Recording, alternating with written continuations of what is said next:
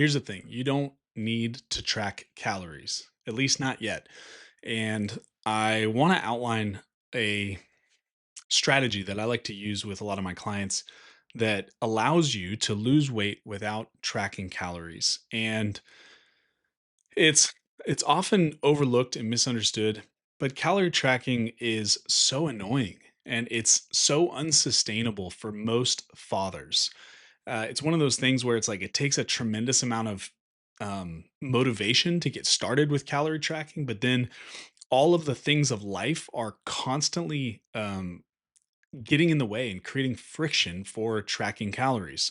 One of the hardest things is that unless you are precisely creating all of your meals and measuring everything out, or eating packaged goods, which I don't recommend, then it's actually really hard to get a handle on calories. The second thing with calories is food labels are allowed to be off by as much as 20%.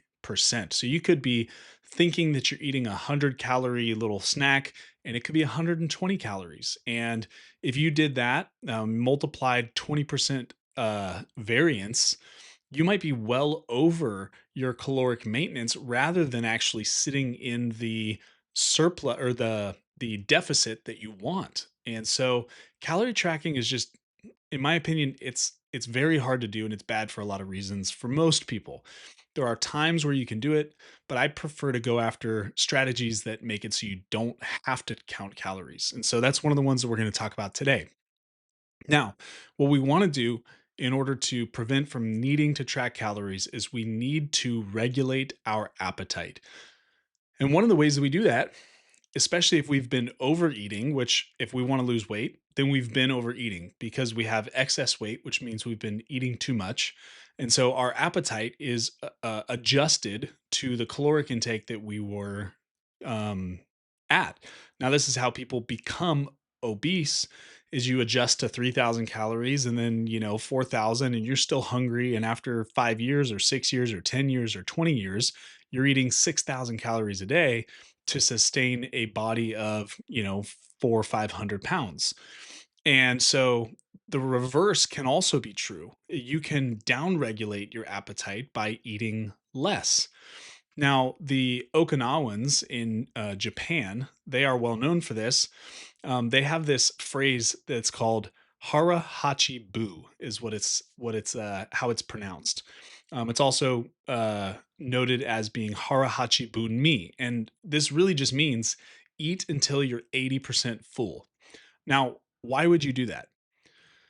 When you eat till you're 80% full, what it does is it stops you before you're overstuffed and it allows your satiety signals, the body, to adjust to what was eaten and to actually begin to tell you that you're no longer hungry and that you don't need more food. Now, the problem with that is it takes about 15 or 20 or 25 minutes or so for the body to actually make those adjustments so that you don't feel hungry anymore and you feel satisfied. So if you always eat until you're full, or you're over full, then you will always overeat. But if you eat until you're 80% full, eventually that 80% will feel more normal. You won't be as hungry. And now, when you eat until you're 80% full, you're actually eating in a caloric deficit, which allows you to lose weight. And so, the thing is, you don't want to get too extreme with this. The goal is not to be ravenously hungry all the time. The goal is that you be okay with a little discomfort during the day. And after you eat or at the end of your meal, you stop short of that fully satisfied feeling because you know that in 20 or 30 minutes, you're going to feel it because your body's going to adjust. Now, if you take this on and you do this every time you eat a meal, you will lose weight. You will. And the goal is that you continue to decrease the amount that you're eating until you have a normal intake. And you can do this as long as you're eating whole foods and you're eating a high enough protein intake, which I recommend 1 gram per pound of your ideal body weight. So if you're 200 pounds trying to get to 180, you need to be eating close to 180 grams of protein. Don't get religious about it, but aim for that.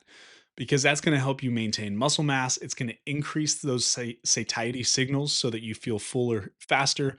And it has a higher thermic effect of food. So you're burning more calories just by digesting protein, exponentially more with protein than you are with fat and carbs. So eat whole foods, have high protein, stop when you're 80% full. And over time, you're going to have to be uncomfortable for a little while, but you're going to be uncomfortable if you're tracking calories anyways because of the uncomfort or the discomfort of tracking them, as well as you're cutting into a caloric deficit, so you're going to be hungry. So no matter which way you look at it, you're going to be uncomfortable. So get used to being uncomfortable at the end of your meal by stopping early, eating to 80% full, letting your appetite adjust over time, letting your body do what it's supposed to do, and then you don't have to track calories. And ultimately, if you're weighing yourself every day and looking at a trend on the scale, or it should be a downward trend, then you should see weight coming off. And if you don't, then there might be some metabolic issues or some hormonal issues or some things that you can then explore. But generally speaking, the broader population of fathers can lose weight by eating until 80% full, fixing the kind of food that they're eating to be whole foods, and then letting yourself adjust. So I hope this is helpful. Go try this for a week and see what happens. And if you want to learn more about fat loss, I did an entire kind of masterclass like thing about it a couple weeks ago, and you can find that video here.